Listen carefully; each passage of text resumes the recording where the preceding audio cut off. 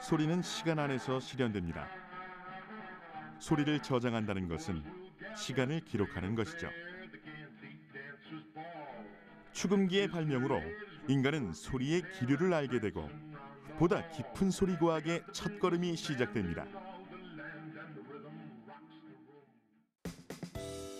에디슨의 고향은 미국이지만 현재 주소지는 강릉이다 라는 말이 있을 정도로 수많은 발명품을 소장하고 있는 곳. 축음기, 전구, 영상이 포함 2천여 점의 발명품과 유품이 전시돼 있는데요. 60년, 60년 동안을 55개국을 다니면서 약 한 35개 나라의 기기를 모으기 시작했습니다.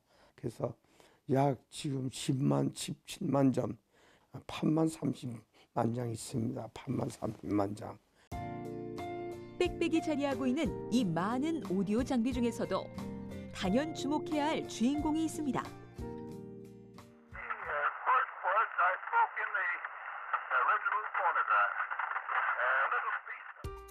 누구의 목소리인지 짐작하셨나요?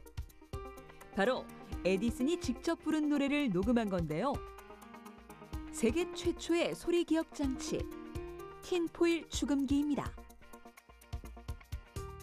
에디슨은 전화기의 수화기를 개량하는 작업에 몰두하다가 수화기의 진동판에서 영감을 얻어 포노그래프라고 불리는 축음기를 만들게 되었는데요. 축음기 1호인 틴포일은 구리로 만든 원통에 1인치마다 10줄의 홈을 판 다음 그 위에 주석박을 씌워 원통의 바늘을 연결하는 구성으로 이루어져 있고요. 축을 감으면서 송아기에 대고 소리를 내면 소리의 떨림이 바늘에 전해져 주석박이 흠을 내면서 소리를 저장하게 되죠. 바로 악보인 셈입니다. 재생 바늘로 갈아 끼운 다음 처음부터 다시 축을 회전시키면 저장된 소리가 확성기를 통해 되살아나게 되는 과정. 바로 최초 소리 기록 장치의 원리죠. 그러나 이 주석박에는 한계가 있었습니다.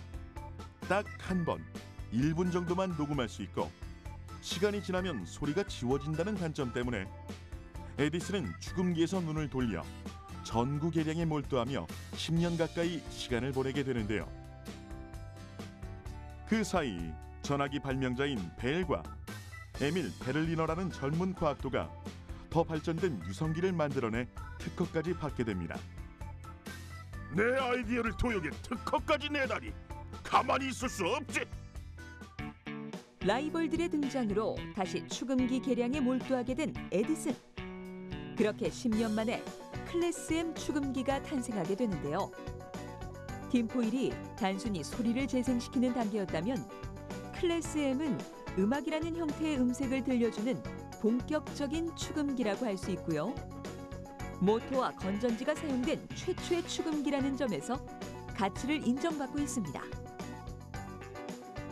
이것은 에디슨 축음기 회사에서 최고의 기술만 모아 제작한 탁상용 축음기입니다. 오크나무를 사용하였으며 다이아몬드로 만든 바늘을 장착해 뛰어난 음질을 자랑한다고 합니다.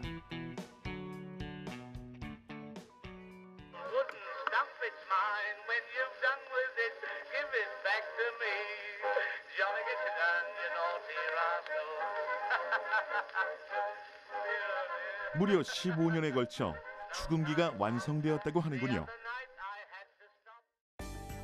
원통형 레코드에서 원반형 레코드의 축음기가 보급되던 1900년대 초, 동일한 음성을 반복해서 들을 수 있는 원반형 축음기가 세상을 지배하면서 원통형은 점점 사라져가고요. 비로소 많은 대중들이 음악을 소비하게 됩니다. 이것은 영국에서 제작한 최초의 원격 조절 장치 축음기입니다. 한마디로 유선의 리모컨을 이용해 원거리에서도 조절이 가능하다는 건데요. 실패처럼 생긴 요 스위치를 작동해 레코드판을 장착하고 음악을 켜고 끌 수 있습니다. 요거는 소리의 황제라고 해가지고 소리가 엄청 큽니다. 이런 건 이제 수집가들이 가장 선호하고 이게 없습니다. 세계적으로 몇 대가.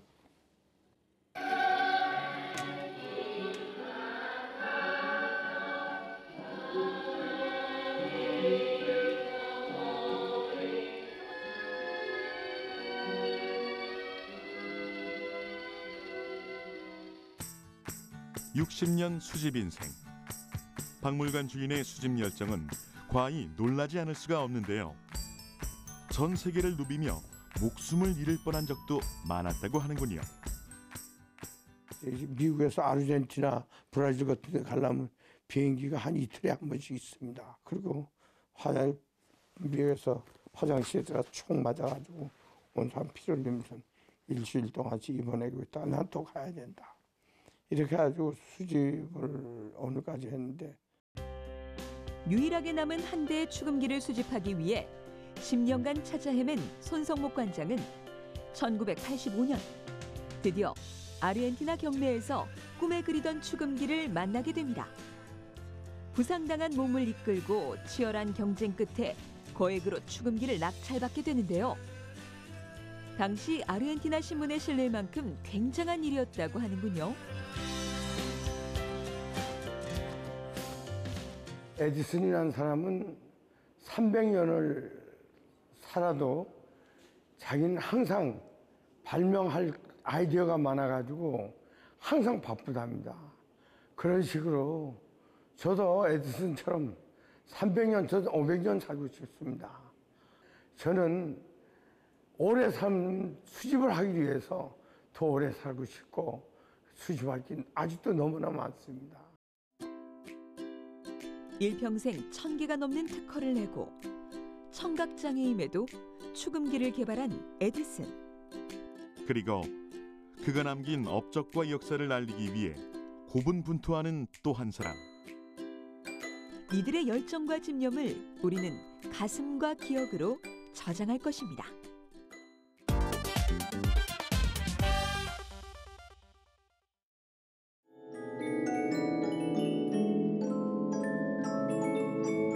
아날로그 감성 가득한 추억의 오르골 소리에서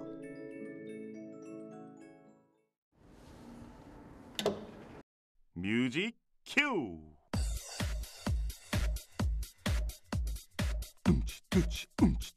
움치 예. 와우! 음악에 몸을 맡겨! 신나게 흔들어.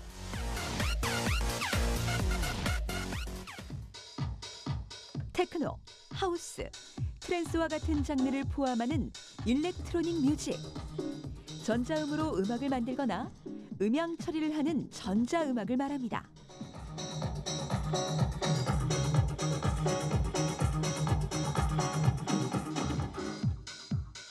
특히 쿵쿵 하는 리듬 패턴을 다양한 형태로 변형하는 일렉트로닉 댄스 뮤직은 전 세계인들이 즐기는 하나의 문화로 자리 잡고 있는데요. 신나잖아요, 그냥. 이거 쿵짝쿵짝 닿아서 안 좋아하는 사람 없으니까. 악기 음악은 공기의 파동을 인위적으로 만들어 소리를 내는 방식이라면, 전자음악은 전자공학적 이론과 다양한 전자장비를 통해 리듬을 창조해내는 방식이라고 할 수 있습니다. 그럼 단순한 소리들이 어떻게 리듬으로 만들어지는지 과정을 따라가 볼까요? 그 리듬을 만드는 거를 좀 보여드릴 건데, 여기 지금 보시면 제가 가상 악기로 그 드럼 소리들을 넣어놓은 게 여기 지금 있고, 플레이를 하게 됐었을 때 여기 지금 이렇게 뭔가 이렇게 나오는 게 있죠.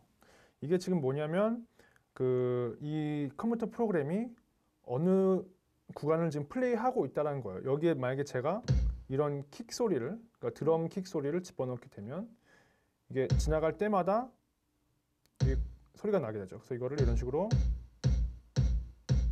리듬을 만들 수 있고, 이 구간이 지나갈 때마다 제가 이 곳을 셀렉을 하게 되면 이렇게 소리가 나오게 되죠. 이런 식으로. 이게 기본적으로 저희가 디스코 음악에서 많이 쓰는 4 on the floor라는 리듬이에요. 그냥 굉장히 단순하죠. 1, 2, 3, 4. 예, 여기에 물론 뭐 이런 그 박수 소리 같은 것들을 두 번째와 네 번째 박에 집어넣게 되면 이렇게 되고, 여기에 그 저희가 이제 그 심벌이라고도 하고 하이햇이라고도 하는데 이 소리를 이렇게 집어넣게 되면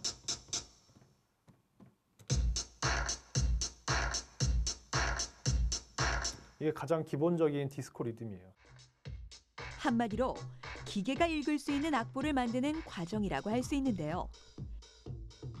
그것의 디지털 버전이 이와 같은 프로듀싱 과정이라고 할 수 있죠. 이렇게 만들어진 비트가 다른 음악과 섞이면 어떤 느낌으로 바뀌는지 들어보겠습니다.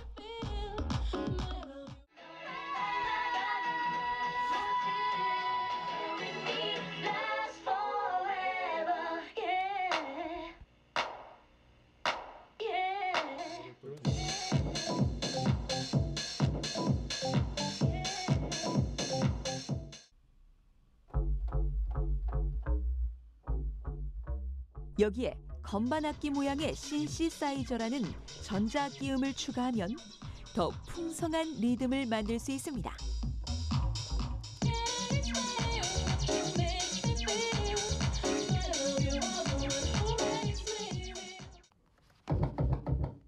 DJ 하면 가장 먼저 떠오르는 모습이 있죠. 바로 즉석에서 여러 음악을 혼합해 들려주는 믹싱 작업인데요. DJ 믹서로 음악을 재가공하는 과정도 엿보겠습니다. DJ 믹싱이란 음악의 베이스가 될 LP와 혼합할 음악의 LP를 동시에 재생해 양쪽에서 흐르는 노래의 템포를 맞추는 작업을 말하고요. 여기에서의 관건은 LP의 돌아가는 속도를 조절하는 것이라고 합니다. 만약에 속도를 맞추지 않으면 그냥 이렇게 소리가 막 박자가 어긋나 버려요. 이런 식으로. 이거를 이렇게 저희가 다시 맞춰주고요.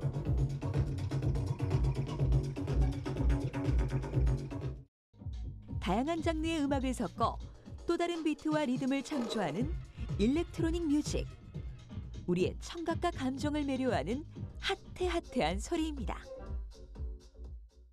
음계라는 게 유한한 거니까. 근데 이 음계를 스프레드로 펼쳐가지고 그래가지고 기가 들을 수 있는 아주 높은 초고주파음까지로 해가지고 했다 그러면 훨씬 더 가능성이 가질 수가 많아지는 거잖아요. 그러니까 무한한 창조, 거의 무한대에 가까운 새로운 리듬, 새로운 색채의 이 악기들을 만들어낼 수 있지 않을까, 그런 기대를 해볼 수 있는 것이죠. 중독성 있는 전자음과 함께하는 짜릿한 파티. 쿵쿵쿵쿵. 일렉트로닉 뮤직으로 여러분의 뜨거운 심장 박동을 느껴보세요.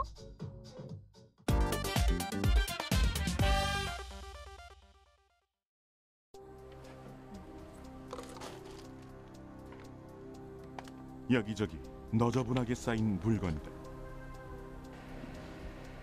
왠지 오싹한 기운이 감도는 것. 여긴 어디일까요? 이런 곳에 사람이? 거기에 이상한 행동까지? 누구냐 너? 여기는 이제 폴리 이제 녹음을 하는 이제 녹음실인데 남들이 보면은 쓰레기장인 줄 알아요. 이렇게 다들 이제 물건들이 이렇게 거의 고물상처럼 다 돼 있어가지고 네. 녹음실 주인도 살짝 멋쩍었나 보죠? 그나저나 이런 잡동사니 틈에서 도대체 뭘 녹음한다는 건지. 이곳은 바로 소리를 만드는 폴리 스튜디오입니다. 무성 영화에서 유성 영화로 넘어갈 때 그 이제 발소리나 이제 옷소리들이 필요해가지고 그때부터 이제 하나씩 녹음에서 시작된 게 이제 폴리 효과라고 보시면 되고요. 그거를 이제 잭 폴리라는 사람이 이제 시작이 됐어요. 할리우드 효과음의 전설이라 불리는 잭 폴리. 그는 무성 영화에서 유성 영화 시대로 넘어갈 무렵 다양한 소두구와 장비를 이용해 소리 연기를 최초로 시도했습니다. 현장 녹음만으로 관객에게 생생한 음향을 전달하기 어려운 소리들은 폴리 사운드를 통해 비로소 완성되는데요.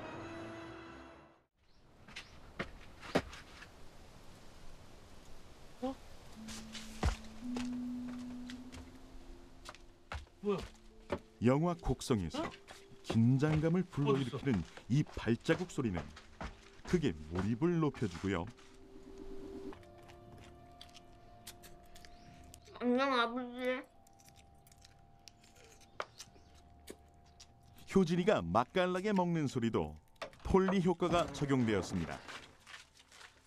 자아가 생전 먹도 안 영상, 즉 영화는 시각과 청각에 의존하는 매체입니다.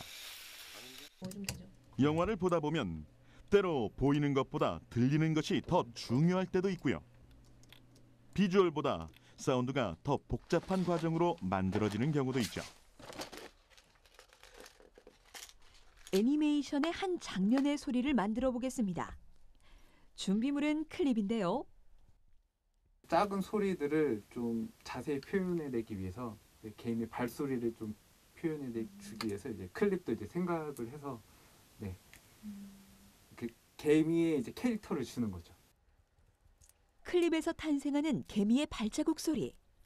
어떻게 표현될까요?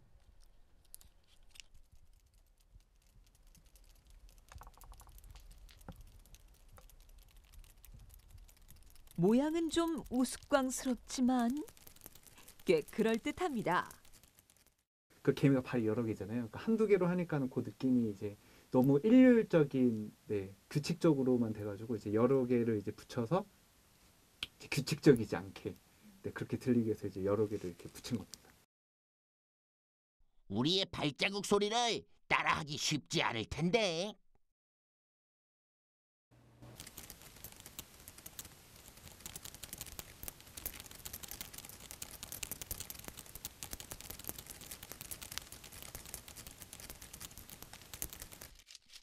비비고 비비고 또 비비고. 이 밖에도 어떤 소리들이 어떤 장면에 활용되는지 잠시 감상해 볼까요?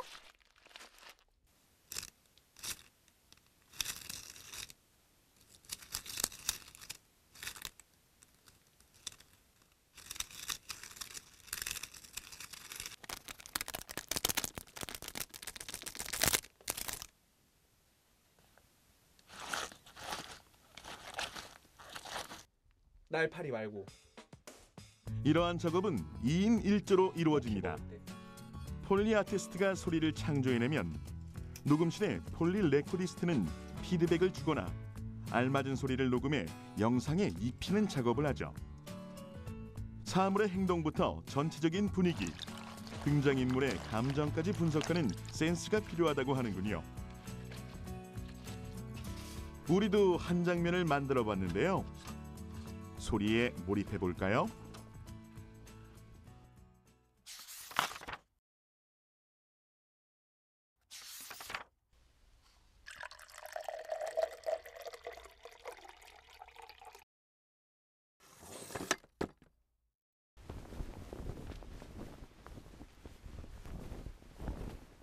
폴리 같은 경우에는 그냥 올 100% 녹음, 실시간 녹음이에요.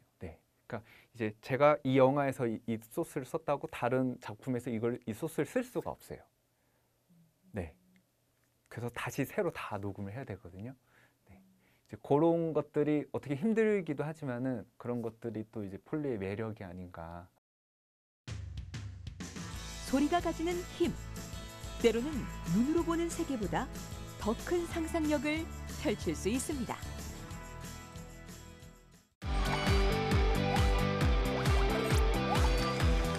독서는 과학.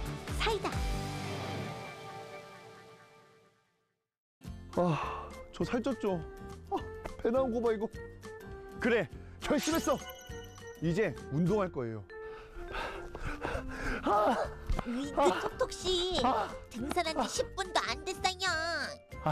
이게 힘든 게 아니라 이게 숨도 잘 안 쉬어지는 것 같고 막 눈이 튀어나올 것 같고요. 귀도 먹먹한 것 같아요. 혹시 고사병?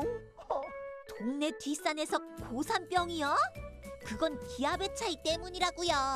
기압의 차이요? 기압이 어디 있는데요? 으이그, 기압은 눈에 보이지 않아요. 하지만 기압을 확인할 수 있는 방법은 있지요. 기압아, 기압아, 기압아, 기압아. 어디 있니, 어디 있니, 어디 있니? 생활 속 기압을 느낀 순간은 언제인가요? 하품할 때 귀가 약간 멍멍해지는 거. 기차 타고 갈 때 귀가 먹먹해질 때. 높은 곳에 올라갔다가 내려올 때요. 전기밥솥으로 밥을 하다 보니까 압력밥솥으로 할 때보다 기압이 좀 많이 떨어지더라고요. 약간 삶는 느낌의 밥이 되더라고요. 교수님 강의 들어갈 때 막 몸이 무거워지면서 처질 때 막 제가 좀 저기압인데 저 그냥 갈게요. 지금이요? 여자친구랑 싸웠을 때가 좀 아무래도 가장 저기압이지 않나 그때가. 여자친구 싸울 때. 그렇다면 진짜로 이제 기압을 눈으로 관측할 수 있는 방법이 있을까요? 기압을 눈으로 관측하는 방법이. 글쎄요, 그건 잘 모르겠네요. 실제 기압을 관측하려면 이과를 가야겠죠. 이과를 가면 된다. 눈에 보이지 않는 기압을 볼 수 있는 방법, 우리 함께 만들어 볼까요? 우선 미세한 변화를 관측할 수 있도록 1cm 간격으로 눈금을 표시해 줍니다. 잘 지워지지 않는 유성펜으로 그려주는 센스 필요하겠죠? 근데 톡톡씨, 눈금이 너무 삐뚤빼뚤하다. 일정한 간격으로 예쁘게 좀 그려봐요. 눈금을 다 표시했다면 이제 페트병 뚜껑에 빨대가 들어갈 수 있도록 구멍을 뚫어줍니다. 뾰족한 도구를 이용해야 하니 조심, 또 조심하세요. 자, 빨대가 들어갈 수 있는 공간이 충분하게 만들어졌다면 페트병 길이와 맞는 빨대를 쓱 꽂아줍니다. 준비된 물과 물감, 제일로 좋아하는 색깔의 물감을 선택한 뒤 잘 섞이도록 저어주세요. 골고루 섞인 물을 페트병에 3분의 1 정도 넣고 뚜껑을 꽉 닫아줍니다. 이제 가장 중요한 하이라이트! 페트병 안에 공기가 들어가지 않도록 절연 테이프를 이용해 꽁꽁 감싸줄 텐데요. 기압을 측정하려면 빨대안 기둥에 높이 차이가 생겨야 하는데요. 톡톡씨의 숨결을 가득 담아 후 공기를 주입하자 빨대를 타고 올라오는 물! 기압에 따라 빨대 속 물기둥은 어떻게 변할까요? 고기압의 경우에는 저기압보다 주변의 공기가 더 많아져서 빨대 속의 물기둥을 더 세게 누르게 되는데요. 빨대 속 물기둥은 대기의 기압과 페트병 내부 공기의 기압이 같아질 때까지 내려가게 됩니다. 반대로 저기압의 경우에는 고기압보다 물기둥을 누르는 힘이 적어 물기둥이 올라가게 되는 것입니다. 페트병 기압계를 들고 남산 서울타워를 찾은 톡톡씨. 엘리베이터를 타고 페트병 기압계 관측 시작. 전망대를 향해 쭉쭉 올라가자 함께 올라가기 시작한 빨대 속 물기둥. 반대로 엘리베이터가 내려갈 경우 물기둥이 내려가는 걸 확인할 수 있습니다. 기압, 이제 눈으로 확인하세요. 아이고 힘들다. 가방도 점점 무거워지는 것 같고 그냥 제 기분 탓이겠죠? 톡톡씨, 가방이 그렇게 크니까 무겁죠? 네? 정상 가서 먹으려고 과자 한 봉지 가져왔는데 뜨아! 근데 과자 봉지가 왜 이렇게 부풀었지? 설마 상한 건가? 지면에서는 과자 봉지 속에 들어있는 기체의 압력과 과자를 누르고 있는 공기의 압력이 같습니다. 하지만 높은 산에 올라갈수록 공기의 양이 점점 줄어들어 과자 봉지 속 압력이 상대적으로 커지므로 과자 봉지가 점점 부풀게 되는 것입니다. 그렇다면 과자가 터지기 전에 빨리 막아버려야지. 기압아, 어디 있니? 여기 있었네요.